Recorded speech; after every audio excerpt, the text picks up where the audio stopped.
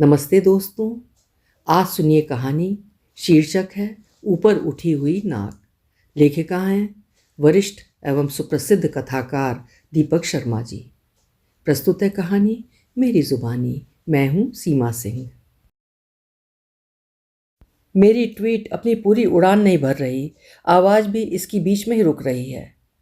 बेटा मुझे अपनी इलेक्ट्रॉनिक चिड़िया दिखा रहा है, जो अभी पिछले ही माह मैंने उसे उसके 5वें जन्मदिन पर लेकर दी है, जिसे चाबी भरने पर उसे अपने पूरे पंख फैला लेने होते हैं और 2 बार ट्वीट ट्वैट बोलना होता है। इसकी चाबी लाओ। मैं बेटे की ओर हाथ बढ़ाता हूँ, चाबी भरता हूँ और चौंक जाता हूँ। ट्वीट ट्वैट दोहराने के बजाय वो एक ही बार टिट फॉर टैट चटचटा कर चुप हो गई। इंद्रधनुषी पंख भी उसके आधे ही फैलकर रुक गए हैं, बाकी आधे उसकी देह पिच में सिमटे रहे हैं। देखें, पास बैठी पत्नी उसे अपने हाथ में थाम लेती है। उसकी अधखुली लाल चोंच पर, गहरी नीली आंखों वाले उसके शीर्ष पर, पीली उसकी कलगी पर, भूरे उसके चारों पैरों पर, हरी उसकी छाती पर, बैंगनी उसके कान वाले हिस्से पर, नारंगी उसके पेट पर और आसमानी उसके पुछल्ले पर बारी बारी से हाथ फेरती है। फिर उसमें चाबी भरती है। ट्वीट इस बार भी अपनी उड़ान और चहक में ढिलाई दिखाती है। ट्वीट ट्वैट दोहराती नहीं, एक ही बार टरटराती है, टिट फॉर टैट। अरे, पत्नी उछलती है, ये तो डच भाषा का डिट एंड डैट बोल रही है। डिट एंड डैट? बेटा अपनी माँ का मुंह ताकता है। मतलब दिस फॉर दैट। पत्नी हंस पड़ती है। ये दो वो लो, तुम भी बोलो डिट एंड डैट। डिट एंड डैट, बेटा यंत्रवत बोल देता है अनिष्ठापूर्वक। देखें, पत्नी को नया खेल सूझ लिया है। वो बेटे के ट्वीट में दोबारा चाबी भरती है। इस बार ये शायद कोई और भाषा बोल उठे। पत्नी इस पब्लिक स्कूल में डच और फ्रांसीसी भाषाओं की अध्यापिका है, जिसके परिसर में हमारा ये क्वार्टर है। 6 वर्ष पूर्व हम दोनों ने इस स्कूल में लगभग एक साथ नौकरी शुरू की थी और उत्तरवर्ती 2 माह के अंदर ही झट मंगनी पट विवाह रचा डाला था, आवासीय सुविधा पाने हेतु। स्कूल के ये क्वार्टर केवल विवाहित जन के लिए ही उपलब्ध कराए जाते हैं। इस बार तो ये फ्रांसीसी बोल रही है। ट्वीट की टिट फॉर टैट पर पत्नी फिर उछल ली है। Do a talk o talk, do talk o talk, बेटा पूछता है। So much for so much, पत्नी अपने हाथ फैलाती है और समेटती है। जितना दोगे उतना पाओगे, बोलो सो much for so much. So much for so much, बेटा मुस्कुराता है। उसे पत्नी के इस खेल में मजा आने लगा है। मुझे दो। पत्नी के हाथ से बेटे की ट्वीट मैं अपने हाथों में लौटा लाता हूँ। बेटे का ध्यान अपने वश में रखना चाहता हूँ, उसकी मुस्कुराहट का अनन्य संचालन करना चाहता हूँ। उसकी ट्वीट में चाबी भरता हूँ और अपनी हथेली पर उसके पैर जमा देता हूँ। ट्वीट के पंख इस बार भी आधे खोलकर भिड़ गए हैं और इस बार भी वो तड़तड़ाती है, टिट फॉर टैट। ये लातिनी भाषा बोल रही है। मैं अकड़ लेता हूँ, कविट प्रो को। इस स्कूल में मैं अंग्रेजी पढ़ाता हूँ और अंग्रेजी शब्दों एवं मुहावरों की उत्पत्ति अक्सर लातिनी शब्दों से जोड़ा करता हूँ, यथोचित सहसंबद्धता के अनुरूप। कोविड प्रो को मतलब एक चीज़ के बदले दूसरी चीज़। बोलो बेटे बोलो, कोविड प्रो को।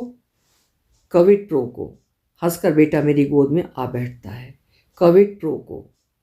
अंग्रेजी में इसका एक और पर्याय भी है, मेरर फॉर मेरर, माप के बदले माप। जिस माप में लो उसी माप में दो, पत्नी कहती है। शेक्सपियर का एक नाटक भी है, मेरर फॉर मेरर। पत्नी को चिढ़ाने का अच्छा अवसर मुझे अनायास मिल रहा है। मैं कहता हूँ, उसमें एक एंजेलो है और एक मेरियाना और एक सुंदर प्रेम गीत। Take O take your lips away, that so sweetly were forsworn, and eyes the break of day and lights that mislead morn। अर्थात, ले जाओ रे, ले जाओ उन होठों को जिन्होंने मन भावनी मगर झूठी कस्में खाईं, और उन आँखों को पौ फटने की पहली किरण जैसी जो सुबह हो जाने का भ्रम देती है। शेक्सपियर के लगभग सभी मुख्य नाटक मुझे कंठस्थ हैं। कुछ एक इस पब्लिक स्कूल में आने से पहले के 3 वर्षों के दौरान दिल्ली रंगमंच पर अपनी नाट्य कला के परीक्षण एवं प्रदर्शन के अंतर्गत। कुछ एक इस पब्लिक स्कूल में उनके सार्वजनिक मंचन के प्रभारी होने के कारण और कुछ एक यहाँ की विभिन्न कक्षाओं के पाठ्यक्रम में सम्मिलित होने के कारण। ब्रेक ऑफ दाई सॉन्ग अर्थात अपना गीत रोक लो। अधीर होकर पत्नी मुझे इस गीत के उत्तरवर्ती मैरियाना के शब्द दोहराकर मुझे रोक देती है। उस प्रॉब्लम प्ले अर्थात समस्या मूलक नाटक का हमारे वर्तमान प्रसंग से कोई मतलब? मैंने तो मेयरर फॉर मेयरर का उल्लेख आपके कविट प्रो को आपके समानार्थक प्रसंग में किया था, और उसी प्रसंग में मुझे एक फ्रांसीसी मुहावरा याद आ रहा है, ए रोलैंड फॉर एन ओलिवर। मेरी गोद में बैठा बेटा मेरी ओर देखकर मुस्कुराता है। उसकी मुस्कुराहट मुझे पत्नी के मुकाबले में उतर आने के लिए उकसाती है। फ्रांसीसी वे दो ऐसे योद्धा थे जो हर बात में समानता रखते थे। बेटे की गाल थपथपाकर मैं शुरू हो लेता हूँ। एक बार राइन के एक टापू में वे दोनों एक दूसरे से 5 दिन तक तलवारबाजी करते रहे, किंतु कोई भी एक दूसरे को हरा नहीं पाया। तुम्हारे मम्मी पापा की तरह वे भी एक दूसरे को कहाँ हरा पाते हैं। हम रोलैंड और ओलिवर कैसे हुए? पत्नी फिर मंच के केंद्र में आ खड़ी होती है। स्कूल के क्षेत्र में हम बेशक एक जैसी क्षमताएं रखते हैं, एक समान तनख्वाह पाते हैं, लेकिन घर के काम में आप मेरी बराबरी नहीं कर सकते। आप गैस नहीं जला सकते, सब्जी नहीं काट सकते, आटा नहीं सान सकते, कपड़े नहीं धो सकते, उन पर लोहा नहीं कर सकते। अब नया राग कौन आलाप रहा है? एक क्रोधोन्माद मेरे अंतर उतर रहा है।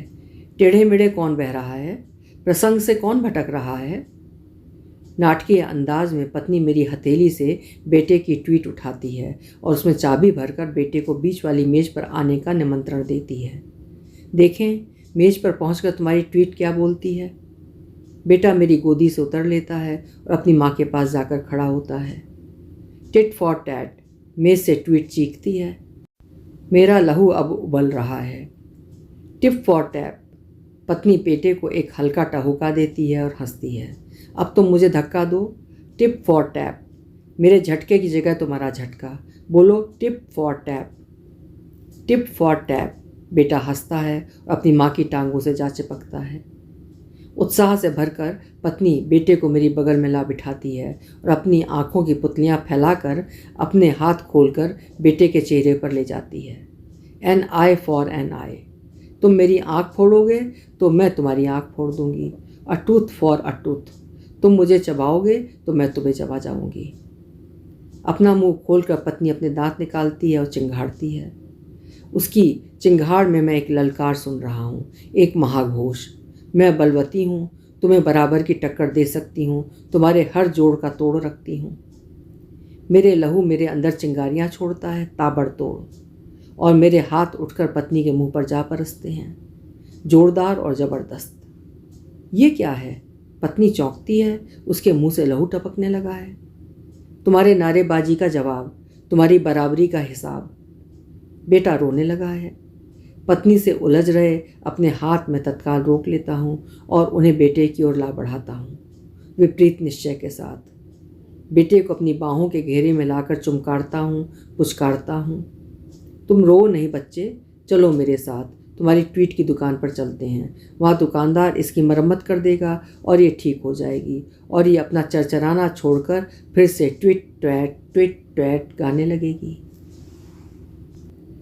अभी आप सुन रहे थे वरिष्ठ लेखिका दीपक शर्मा जी की कहानी ऊपर उठी हुई नाक। उम्मीद है कहानी आपको पसंद आई होगी। कल फिर मिलेंगे। आपका समय शुभ हो।